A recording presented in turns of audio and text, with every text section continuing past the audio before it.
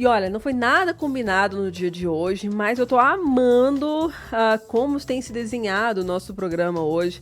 A gente falando primeiro sobre bem-estar, saúde mental, depois a gente veio para a parte do Jardim Botânico, inclusive com uma semana enorme de atividades por lá, que vai incluir um workshop sobre pinturas naturais que bombou tanto que agora só como ouvinte, não vai poder mais colocar a mão na massa, que a principal a personagem, né, que vai dar toda essa aula é a artista serratense, a Maybe Marocolo. Ela vai daqui a pouquinho gravar com a gente entrevista também.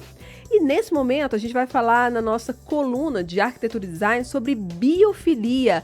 Então, assim, ó, que é essa questão de itens relacionados à natureza. Bem, quem vai explicar melhor pra gente é a Catarina Macedo, que é arquiteta urbanista com graduação em arquitetura e urbanismo, com mestrado em construção civil e ênfase em conforto ambiental, diretora do Instituto Neurobiodesign, que ministra palestras e aulas de pós-graduação em todo o país há mais de 15 anos nas áreas de arquitetura, design sustentável, neuroarquitetura e design biofílico, dentro da coluna do nosso queridíssimo Ricardo Meira. Sejam os dois muito bem-vindos. Obrigado, Babi. Viu que chique? Viu, A gente né? só traz convidado chique aqui. Gente, olha isso, adorei. A melhor parte do currículo dela você não colocou, que ela é minha amiga. Aí você entra...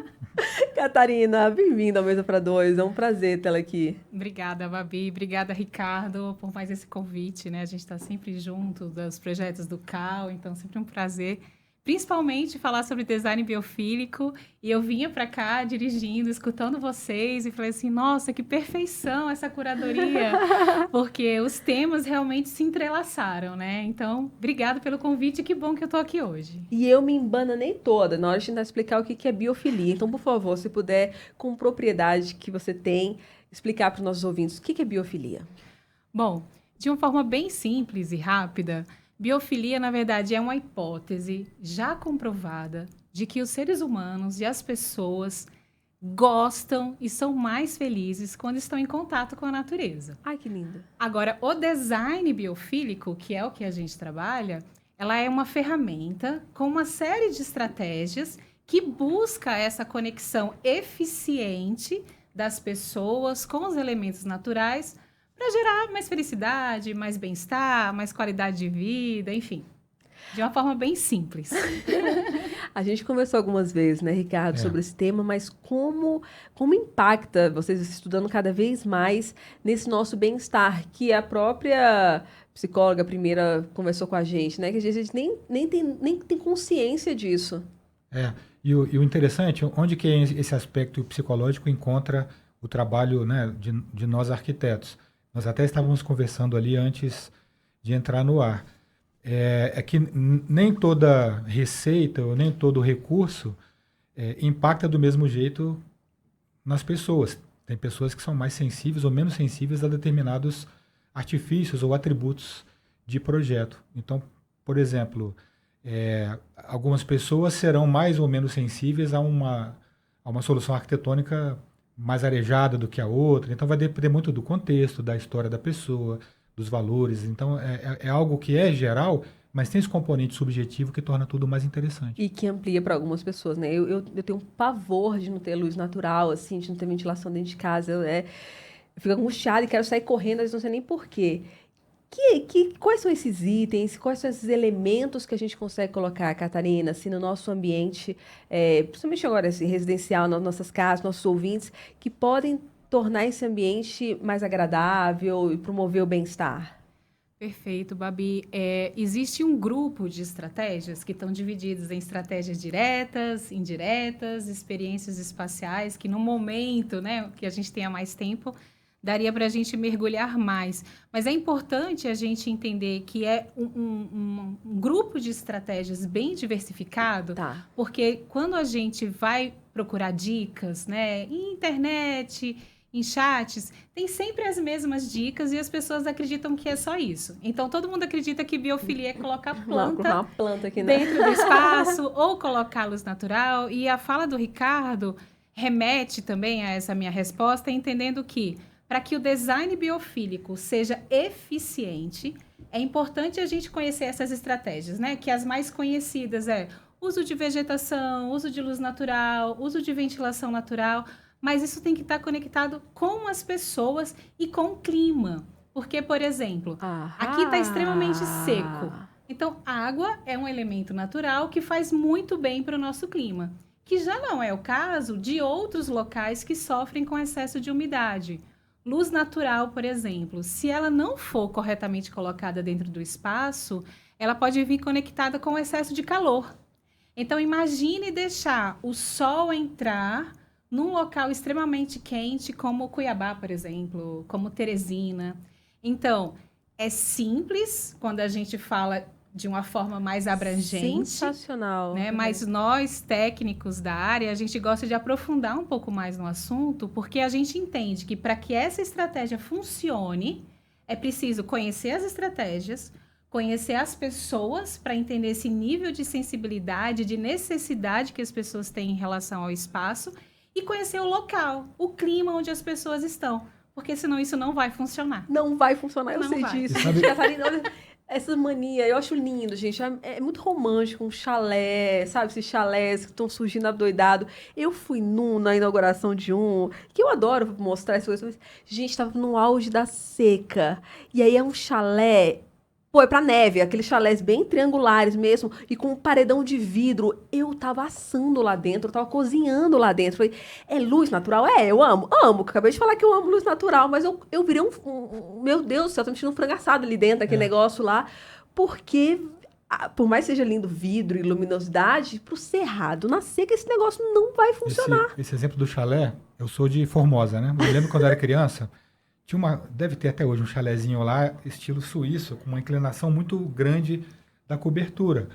E aí a gente pensa, bom, por que que lá na Suíça os telhados são assim? Para você minimizar o acúmulo de neve, né? Para evitar a carga na própria cobertura, mas também para aumentar o tempo de incidência de radiação. Ai, meu Deus, não tem isso. Porque quando você tem um telhado muito inclinado, durante mais horas do dia, Total. você está tendo incidência direta de radiação solar. Quando você tem um telhado menos inclinado, em algumas partes do dia ele não vai incidir diretamente. Então você traz menos calor para a parte interna. Eu não sou especialista em conforto, posso estar passando vergonha aqui. E aí você lembra, uma coisa que me ocorreu, uma das melhores maneiras de você aprender o jeito certo de fazer é olhar o que nós chamamos de arquitetura vernacular. Que é o quê? É a arquitetura tradicional que se fazia, Olha, que né, lindo. os povos originários, a casa de roça. Por que casa de roça é de pau a pique, de adobe, parede grossa? Tem uma relação com... Por que essas casas eram sempre fresquinhas? O piso de chão batido, não é que é para fazer piso de chão batido, mas pensando, por exemplo, na arquitetura do norte que você comentou, se você que gosta de pesquisar sobre arquitetura, dê uma olhada na obra do arquiteto Severiano Porto, que é um gênio da arquitetura brasileira, do norte do país. E quando você pega a arquitetura dele, qual é o problema lá do norte? Excesso de umidade. Então, ele criava soluções arquitetônicas para que houvesse muita ventilação cruzada para levar essa umidade e, ao mesmo tempo, diminuir a alta temperatura. Sim, saída de ar Então, quente. olhar para como se fazia antigamente é uma boa estratégia. Eu falei besteira ou é isso Não, mesmo? de forma alguma.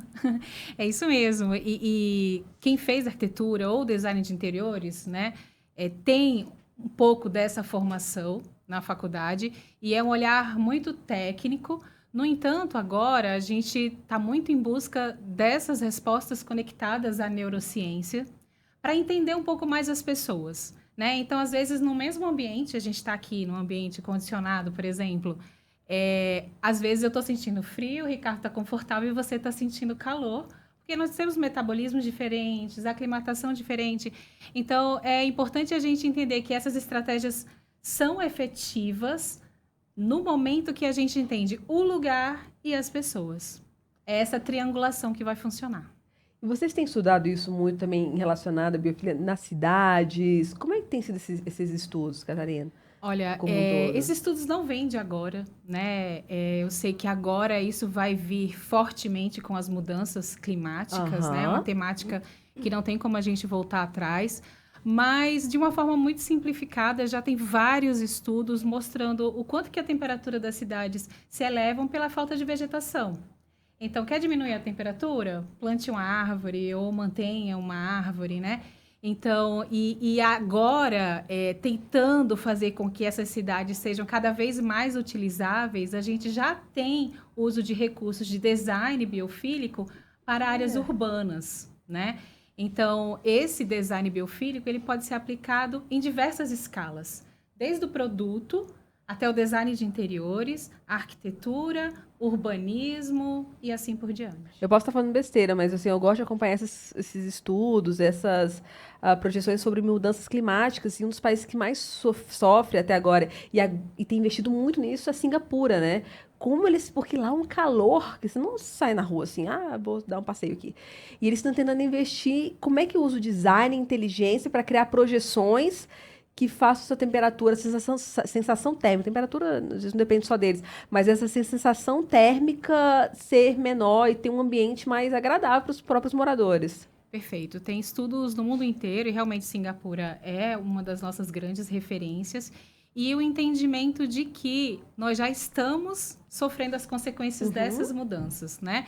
Então, como que nós vamos nos adaptar a ela? Olha. Então, pequenos espaços, muitas vezes quando a gente fala de urbanismo, a gente fala de grandes transformações, mas eu e o Ricardo, em outubro, tivemos há pouco em Nova York, que é uma grande metrópole, e a gente esteve na prefeitura lá de Nova York, entendendo esse planejamento a longo prazo de como fazer com que essas pessoas próximas de casa tivessem espaços de conexão com elementos naturais, né? E obviamente, fazendo conexão com essa possibilidade de redução de temperatura, criando até um microclima.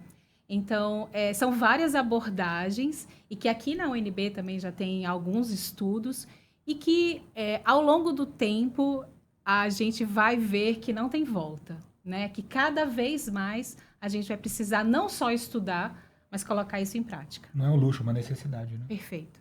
E são várias, assim como qualquer outra mudança, tem a parte governamental, tem a parte das universidades, das empresas, e a nossa parte dentro de casa, né? E a gente fala um pouco, até de forma assim, egoísta, eu quero melhorar o bem-estar na minha casa, então eu vou pegar a luz natural, vou colocar uma planta, enfim. Mas assim, pintar um telhado de branco, isso faz bem para mim, minha sensação térmica, mas também é um pouco para aquela comunidade, né? Então, essas são diferentes ações para a gente conter, para nem conter, porque não vai conter, né? Mudança climática não contém, a gente não vai conter de jeito nenhum. Mitigar os efeitos. Se adaptar. Se adaptar. Na verdade, eu nem digo que é um olhar só nosso. Eu acho que a gente pode trabalhar desde pequenas ações para melhorar o nosso bem-estar interno, e também com essa arquitetura, né, que a gente pode chamar de arquitetura bioclimática, arquitetura sustentável, arquitetura biofílica, para mim pouco importa o termo, que é essa arquitetura que está adaptada ao clima, à região. Então, dentro dessa arquitetura, a gente pode fazer adaptações para gerar um microclima mais eficiente, né, gerar conforto interno, e também trazer aí estratégias para fazer bem ao meu vizinho, para fazer bem ao meu bairro, e dos quais você comentou. Uma delas é diminuir a absorção térmica da cobertura, que pode ser com uma telha térmica, ou pode ser com uma cor que vai absorver menos calor, ou com a própria vegetação. Mas tudo isso a gente tem o desafio de manutenção, né, e custo de implantação. Brasília é um local que tem períodos grandes de seca. Então, quando a gente vai fazer uma cobertura verde, por exemplo, né, a gente tem que pensar bem de como que vai ser a impermeabilização disso, de como que vai ser a manutenção, de como vai ser a irrigação. Tudo isso a gente tem essa preocupação para que essas estratégias realmente funcionem. Porque já que elas são chamadas de alternativas, uma vez que ela não funciona, é uma propaganda negativa. Sim. Então, a gente tem cuidado de que quando a gente executar, que essa execução seja bem feita, para ela ser um caso, né? Um caso de sucesso, onde outras pessoas possam beber dessa fonte e aí sim disseminar de uma forma correta. Não seja só um greenwashing, né? Exatamente. Adoro essa expressão, greenwashing. Eu adoro, gente. Quem não sabe, por favor, traduz aí, Ricardo. Agora eu joguei para você, levantei para você cortar aí. É a tal da propaganda verde, né? Já que a sustentabilidade está em moda, já que as mudanças climáticas estão em moda, a gente sabe que o mercado vai absorver essas expressões para vender mais. Então, tem algumas estratégias que as pessoas usam só para dizer que é sustentável, só para dizer que é verde, ou só para dizer que é biofílica, né? Que essa palavra está tão na moda. Então, o que a gente quer é que ela seja, sim, utilizada, mas de uma forma correta, porque o objetivo final são as pessoas. O objetivo final é redução de impacto ambiental, é redução de temperatura, é fazer com que as pessoas se sintam bem e que a gente consiga reduzir de uma forma preventiva esse número tão alarmante de doenças mentais, né? Vi outros entrevistados falando, e a gente teve agora há pouco na Câmara dos Deputados discutindo isso, em que existe um número crescente de pessoas diagnosticadas com depressão, por exemplo, e que esse ambiente bem projetado pode prevenir esse tipo de coisa. No entanto, a gente não pode negligenciar e nem trabalhar isso de uma forma superficial, porque não vai ser eficiente, né? Mas se a gente se sente tão bem do lado de fora, se quando a gente tira as férias, a gente vai para a praia, a gente vai para a cachoeira, a gente vai para o parque, se a gente se sente tão bem do lado de fora, por que a gente não pode trazer um pouquinho disso para o nosso dia a dia, para a nossa casa, para a gente não ter que esperar as férias, né? Como o Ricardo fala, são aqueles pequenos prazeres do dia a dia que vai tornar a gente mais saudável, e é isso que a gente quer proporcionar para as pessoas com design biofílico. Ai, coisa mais linda, Catarina. Gente, Catarina irá voltar mais vezes para falar mais sobre esse tema, porque a gente tem várias formas, né, de implementar, de discutir, e da sociedade como um todo participar disso, porque a sociedade como um todo está adoecendo e precisa fazer parte desse movimento também, que não é moda. Isso que é legal, assim, não é uma tendência. Tem uma tendência de colocar, sei lá, o industrial. A arquitetura industrial está a tendência e vai passar. Não vai passar. Isso aqui não tem como passar. Porque a gente já tem vários estudos mostrando essa importância mesmo desse contato maior com a natureza e as implicações de tudo isso. A gente falou por alto hoje, ouvinte, tanto quem está chegando agora na programação da Rádio Nova Brasil FM, a gente está falando sobre biofilia com a Catarina Macedo, ela que é arquiteta, urbanista com graduação em arquitetura e urbanismo, ênfase em conforto ambiental, diretora do Instituto Neurobiodesign. Ela falando como um todo, desde assim, da questão da nossa casa, da questão de como relacionar todos esses pequenos itens, né, que promovem o bem-estar relacionados à natureza, mas que tenham que estar relacionados também ao ambiente, o bioma que a pessoa está, que não tem regra geral, não tem uma receita de bolo para você colocar na sua casa e se sentir bem. Mas depois a gente volta para falar de cada um desses temas, assim, porque tem casa, tem empresa, tem cidade, pano para manga, e como você disse, não tem mais volta. Agora a gente vai ter que se adaptar e parte da adaptação a essas mudanças climáticas que a gente está vendo aí, parte principalmente da arquitetura, que vocês dois falam tão bem aqui. Muito obrigada. Uma última dúvida, quem quiser acompanhar mais seu trabalho, acompanhar todas essas pesquisas, entender melhor, qual é o melhor caminho? Perfeito. Obrigada por abrir espaço. A gente sabe que é um tema longo, né? Que a gente volta com certeza a falar sobre isso. Mas como você comentou, eu sou diretora do Instituto Neurobiodesign. A gente tem site, tem Instagram. E eu também estou à frente da Spirale Arquitetura, onde eu coloco a mão na massa, né? E implemento essas estratégias nos nossos projetos. Spirale? Com S. Spirale. .arc no Instagram. E o Instituto Neurobiodesign, que é Instituto_NBD Neurobiodesign, também vai ter uma série de informações. Inclusive, a gente vai fazer o primeiro congresso internacional, né, Ricardo, com o apoio do CAL, de Neurobiodesign, e vai acontecer no próximo ano aqui em Brasília. Então, todos convidados para acompanhar a gente, e lá vamos ter mais informações. Uau, que lindo, gente. Tô indo para Brasília. Todas essas maravilhas que a gente tem visto. Eu sou rata, assim. Depois que comecei a mexer com casa, entender cidade, mexer com bioma, sustentabilidade, falei, gente, não dá para continuar. A gente tem que mudar e tem que ser com pesquisa, porque é isso. Não dá para repetir o que Singapura fez aqui, não dá para repetir o que Nova York fez aqui. Dá para buscar inspiração, óbvio, frente de mobilização, mas a gente precisa de gente estudando aqui no Cerrado o que funciona melhor aqui, para a gente conseguir se adaptar e conviver melhor com todas essas mudanças que vocês estão vendo. Assim, todo dia eu falo aqui na rádio, 4 graus acima do que era esperado, umidade do ar hoje, a qualidade do ar estava insalubre hoje de manhã. Então, como é que a gente vai se adaptar a isso?